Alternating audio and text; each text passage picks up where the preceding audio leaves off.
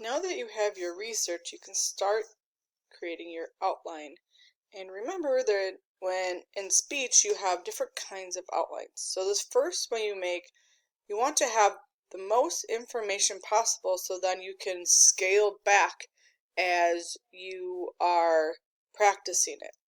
So you're going to record this speech, but you're still expected to only have one note card that you'll show me in your video that's one-sided. So this is a template for your outline. I will post it on Seesaw as well as on my CMH. So you just go through and enter. So in previous notes I discussed different ways you can outline. And the one we're going to do is more for an unknown issue because some of you chose topics that people don't know a ton about. So this is the best approach for doing all of them. So you're going to, in your introduction, introduce your problem. You're going to grab our attention, establish your credibility, make sure you're tying to the audience. Say, why is this even an issue? Why is it so important for them to listen to your point of view? And then you are ending with your thesis statement and a preview of what you're going to talk about. Your body is a couple different parts. So the first part of your body will be talking about the reasons for the problem or the incidents. So why does your problem exist? Why are you even trying to persuade your audience to feel one way about your issue? You have to make sure you include logical, so those are your facts from your sources, and emotional appeals. So that's going to be a huge part of your speech.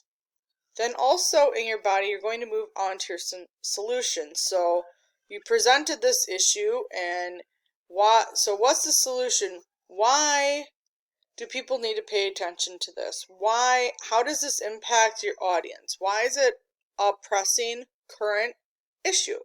So next year you're going to be talking about global issues a ton in your junior IB English class. So this is kind of talking about that. So as a whole, how does this affect who you're talking to, and how can we all work towards the solution that you want?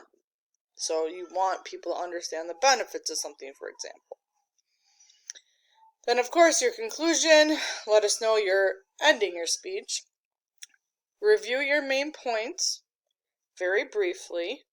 And then the biggest part for a persuasive conclusion is your call to actions. So you do this often in speeches, but it's super impactful for persuasive speaking. So what can your audience do to help with your solution, and what do you want them to do? What do you want them to take away?